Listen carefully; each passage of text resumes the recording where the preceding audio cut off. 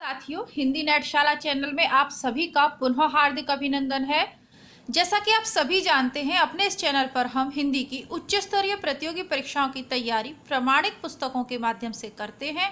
तो आपकी आगामी परीक्षा के लिए इम्पॉर्टेंट एमसीक्यूज, जिन्हें आप प्रैक्टिस सेट्स, सॉल्व्ड पेपर, पुराने पेपर और रिवीजन पेपर या मूल्यांकन पेपर, किसी भी रूप में कोई भी नाम दें, ये सब विशेषताओं को समेटे हुए हैं। क्योंकि ये पेपर ये जो मैं आपको क्वेश्चन करवा रही हूँ, ये किसी एक पेपर के नहीं बल्कि नेट के, पीजीटी के, छत्तीसगढ़ के, राजस्थान के, यूपी के, हरियाणा के, GSSB के, KVS के, NVS के महत्वपूर्ण प्रश्नों का संकलन है और टॉपिक वाइज कर रहे हैं। जैसे अभी हमारा टॉपिक चल रहा है उपन्यास, तो उपन्यास से रिलेटेड जितने प्रश्न पूछे जा सकते हैं और पूछे गए हैं, सबका संकलन इसमें होगा।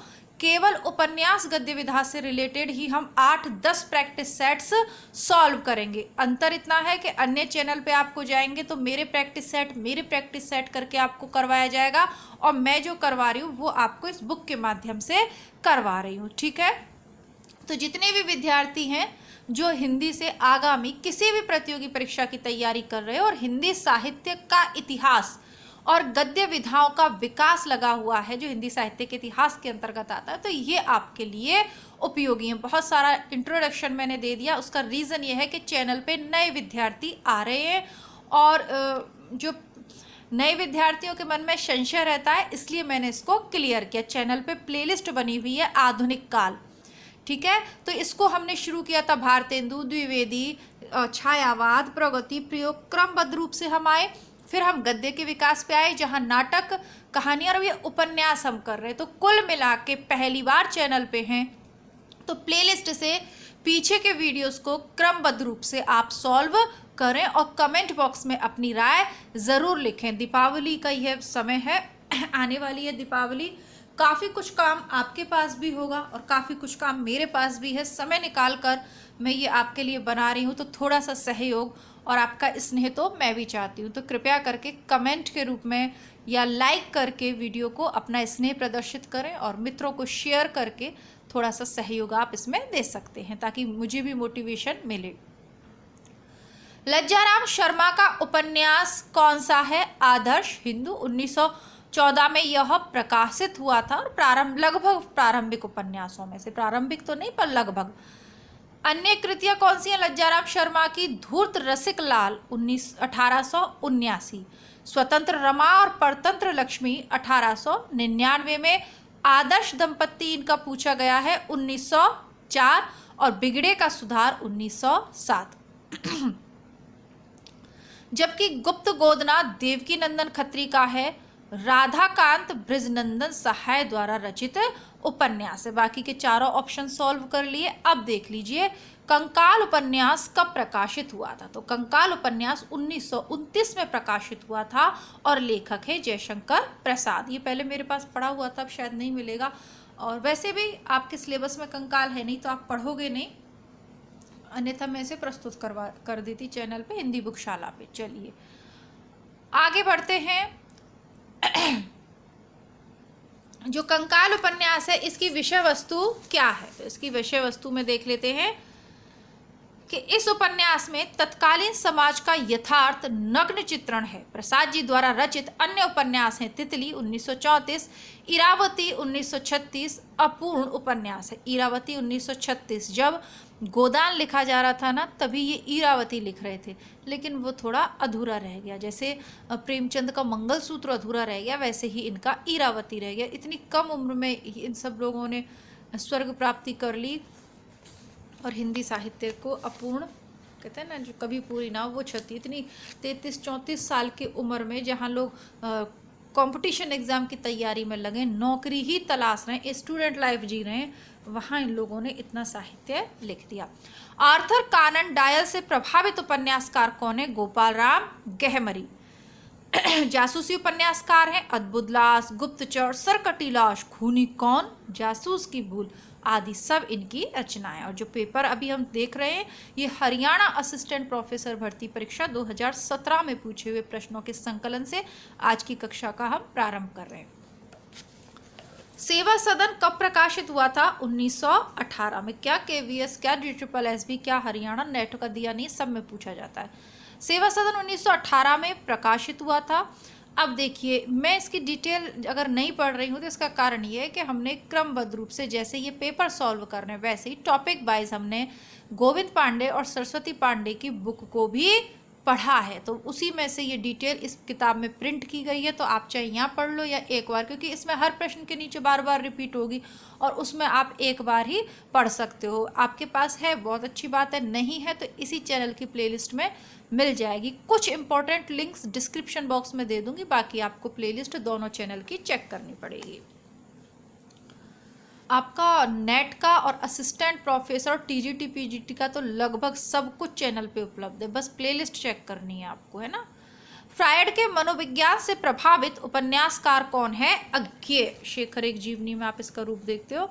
देवकी नंदन खत्री का उपन्यास अनूठी बेगम कब प्रकाशित हुआ था? 1905 में, है ना। देवकी नंदन खत्री चंद्रकांता के लिए जाने जाते हैं, नरेंद्र मोहिनी के लिए जाने जाते हैं, लेकिन ये क्या कह रहे हैं? ये कह रहे हैं अनूठी बेगम कब प्रकाशित हुआ था, ये बताओ। तो अनूठी बेगम प्रकाशित हुआ था 1905 में। तो हरियाणा वाले ध्यान दीजिएगा। कौन सा उपन्यास जैनेन्द्र का नहीं है? परख, सुनीता, त्यागपत्र, शेखर एक जीवनी। तो शेखर एक जीवनी ये तो अज्ञेय का फेमस उपन्यास है, तो ये इनका नहीं ही है। आगे देख लेते हैं। अभी DSSB वाले कुछ देखेंगे, फिर RPSC वाले देखेंगे और UP वाले देखेंगे। पाप और पुण्य की मीमांसा में लिखा गया उपन्यास कौन सा है? चित्रलेखा, है ना। इसको तो आप रट लीजिए, इसमें तो भगवती चरण वर्मा का है, काफ़ी पूछा जाता है। टेढ़े मेढ़े रास्ते, आखिरी दाव, ये सब ठीक है, लेकिन चित्रलेखा का तो कोई जोड़ नहीं है। जल्दी ही जैसे ही आपके नेट और असिस्टेंट प्रोफेसर की किताबें जिस दिन पूरी हो जाएंगी ना, मैं चित्रलेखा और गुनाहों का देवता, कुछ ऐसे उपन्यास हैं जो मैं आपके समक्ष अवश्य लाऊंगी। परीक्षा गुरु किसने लिखा? तो परीक्षा गुरु श्री लाला श्रीनिवास दास ने लिखा और 1882 में लिखा। अंग्रेजी ढंग का हिंदी का पहला मौलिक उपन्यास इसको शुक्ल ने माना है। मैला आंचल मूलतः कैसा उपन्यास है? आंचलिक उपन्यास है और चैनल पे पढ़ा है, फणीश्वरनाथ रेणु का है, तो कोई कंफ्यूजन इसमें आपको नहीं होना चाहिए। कौन सा प्रेमचंद का उपन्यास नहीं है? सीधा साहब बाण भट्ट की आत्मकथा नेट के सिलेबस में लगा हुआ है, हजारी प्रसाद द्विवेदी का है। क्लियर चीजें हैं। नेट का सिलेबस भी देख लेना आप सब लोग, TGT PGT वालों, नेट के सिलेबस की जो रचना है ना TGT PGT में, तो वही पूछ ली जाती है ना। लंबा विस्तृत सिलेबस है उसका, ये रचना किसकी है, मैला आंचल किसका है, ये जरूर वहाँ से पूछा जाता है। बाकी मैं तो आपको करवा ही दूंगी, लेकिन ज़रूरी नहीं है ना कि आप लोग नियमित हों। इस अभी जो नए सब्सक्राइबर्स हैं वो तो बिल्कुल भी नियमित नहीं है ना। एक वीडियो जिसको देखते हैं उसको देख लेते हैं, बाकी फिर चले जाते हैं। बार बार आग्रह कर रही हूँ कि भटकने की भी आवश्यकता नहीं पड़ेगी। सभी प्रमाणिक पुस्तकें प्लेलिस्ट में, कृपया करके चैनल की प्लेलिस्ट से तैयारी कर लीजिए। बाकी सारे चैनल देखिए, लेकिन जो यहाँ मिल रहा है उसको तो कम से कम आप कंप्लीट कर लो। खैर, आपकी इच्छा है, आगे बढ़ते हैं। सुमेलित करना है, कौन सा सुमेलित नहीं है? कृष्णा सोबती सूरजमुखी अंधेरे के, धर्मवीर भारती सूरज का 7वां घोड़ा, निर्मल वर्मा वेदेन और ममता कालिया। आवा नहीं है, आवा तो चित्रा मुदगल का है। चित्र आवा है ना, एक बार ट्रिक बताई थी। चित्र आवा तो चित्रा मुदगल का है। आवा ममता कालिया का नहीं है। ममता कालिया के कौन से? बेघर, नरक दर नरक, प्रेम कहानी, साथी, लड़कियां, एक पत्नी के नोट्स और दुखम सुखम। एक पत्नी के नोट्स और दुखम सुखम ममता कालिया के दो बहुत ज़्यादा पूछे जाते हैं। विभाजन केंद्रित उपन्यास तमस के रचयिता कौन है? तो तमस के रचयिता हैं भीष्म साहनी। ये भी हमने अपने चैनल हिंदी बुकशाला पे पढ़ा है, नाम ही है बुकशाला, तो वहाँ पर किताबें खूब मिलेंगी आपको। तमस पढ़िएगा, शानदार उपन्यास है। असंगत का चयन करना है। तितली पहला ही असंगत है, जयशंकर प्रसाद का है ये। रंगभूमि प्रेमचंद, बूंद और समुद्र अमृतलाल नागर, टेढ़े मेढ़े रास्ते भगवती चरण वर्मा, सब कुछ सही है, लेकिन तितली जयशंकर प्रसाद का फेमस है, तो इसमें गलती नहीं हो सकती। जालपा किस उपन्यास की पात्र है? जालपा गवन की नायिका है ना। गोदान की तो फिर धनिया होगी या मालती होगी, गवन की है ना। रंगभूमि में सोफिया नामक महिला पात्र है। कर्मभूमि अभी मैं पढ़ नहीं पाई हूँ, गवन मेरा पढ़ा हुआ है, गोदान भी पढ़ा हुआ है, तो ये जालपा गवन की पात्र है। गवन किसी को पढ़ना हो तो बता देना, मेरे पास है, मैं उसे पढ़ा दूंगी। प्रेमचंद ने कुल कितने उपन्यास लिखे हैं? प्रेमचंद ने 12 उपन्यास लिखे हैं। कौन कौन से? देवस्थान रहस्य, प्रेमा, सेवा सदन, वरदान, प्रेमाश्रम, रंगभूमि, कायाकल्प, निर्मला, गबन, कर्मभूमि, गोदान और मंगलसूत्र। हिंदी में नारी विश्लेषणात्मक चित्रण करने वाले कथाकार कौन हैं? जैनेन्द्र हैं।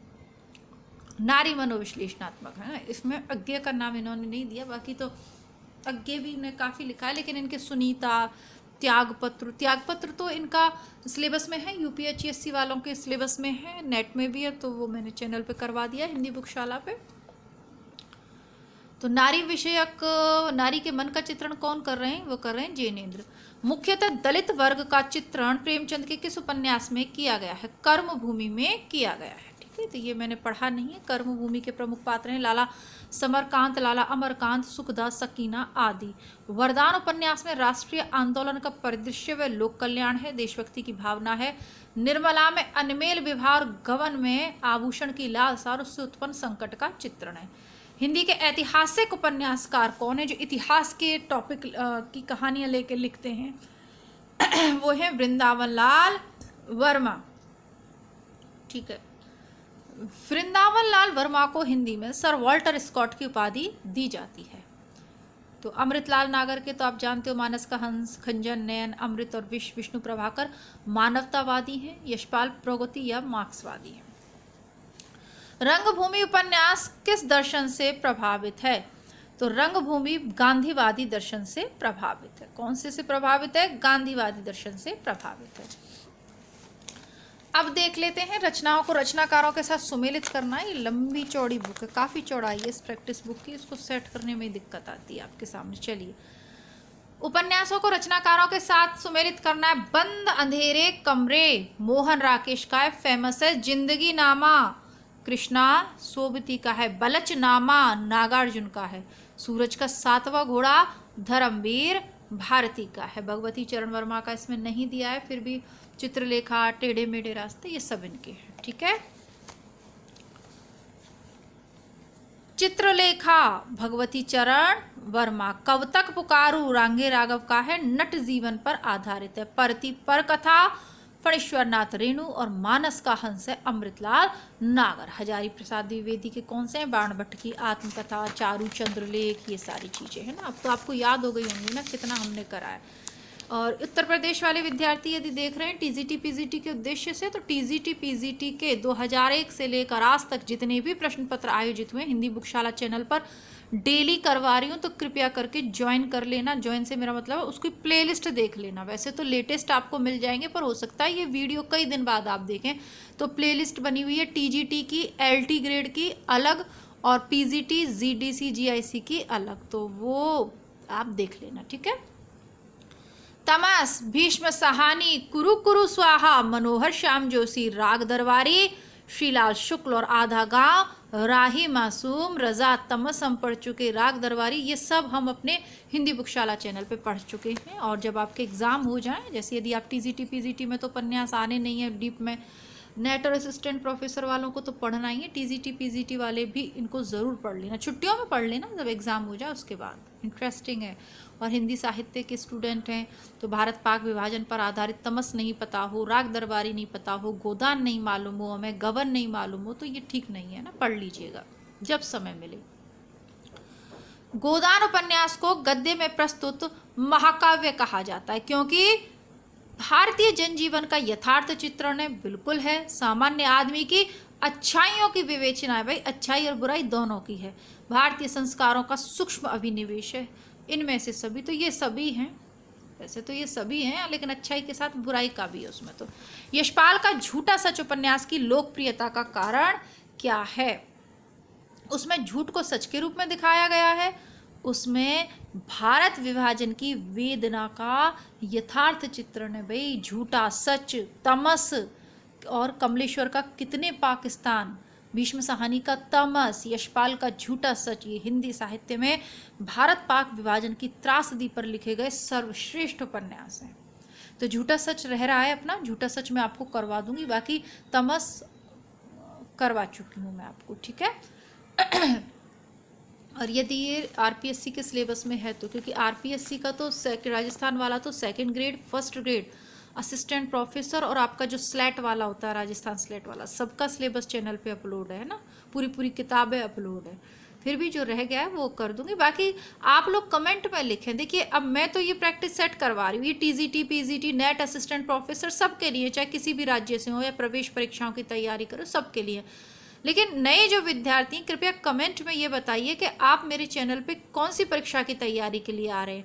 जैसे टीजीटी, पीजीटी की तैयारी के लिए आ रहे हैं तो आगे जो मैं नोट्स अवेलेबल करवाऊँ वो उस तरीके के बनाऊँ। नेट असिस्टेंट प्रोफेसर वाले यदि आप हैं तो फिर आगे विषय सामग्री उसकी ज़्यादा अपलोड करूँ, है ना, कुछ नई किताबें और परचेज करूँ, जो रह गया है उसे कंप्लीट करवाऊँ। कृपया करके कमेंट बॉक्स में ज़रूर बताएं कि आप कौन सी परीक्षा की तैयारी के लिए इस चैनल पे हैं। ठीक है, अब प्रैक्टिस सेट तो सभी को करने हैं, उसमें तो दिक्कत होनी नहीं चाहिए, वो सबको ही करने हैं। ठीक है, प्रैक्टिस सेट और पुराने पेपर ये सबको करने हैं, इसमें संशय वाली कोई बात है ही नहीं। बाकी स्पेशली मैं वीडियोस ला सकूं इसलिए कृपया करके कमेंट बॉक्स में ज़रूर बताएं। वीडियो को अपने मित्रों तक शेयर ज़रूर करें, क्योंकि वो किसी बड़े चैनल से पढ़ रहे होंगे, जिनके हाथ में फ़ोन है वो सब लोग यूट्यूब यूज़ कर रहे हैं। तो कृपया करके ये जो अपना छोटा सा परिवार है इसको विस्तृत करने में इतना सहयोग करें कि इन वीडियोज़ को शेयर कर दें। बाणभट्ट की आत्मकथा सर्वप्रथम किस पत्रिका में प्रकाशित हुई? तो ये विशाल भारत में हुई थी। ठीक है, विशाल भारत में हुई थी। ऐतिहासिक उपन्यास है। प्रमुख पात्र हैं बाणभट्ट की आत्मकथा के बाणभट्ट, भट्टनी और निपुणिका।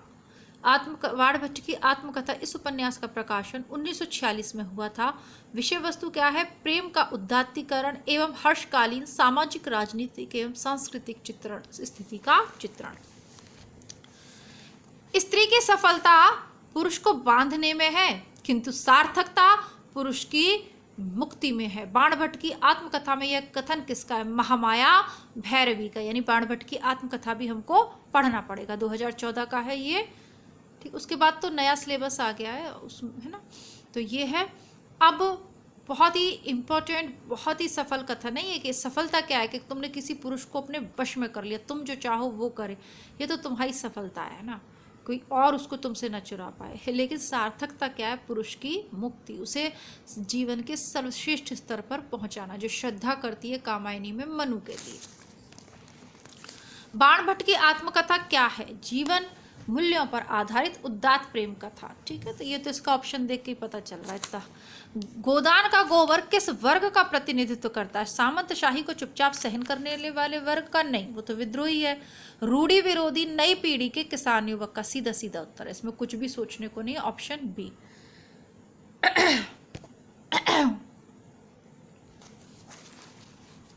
ये आपके राजस्थान आरपीएससी कॉलेज लेक्चरर वाले चल रहे हैं भाई। गोदान का कौन सा पात्र प्रेमचंद के प्रगतिशील विचारों का वाहक माना जाता है? तो ये इसमें गोबर नहीं है ऑप्शन में, तो प्रोफेसर मेहता।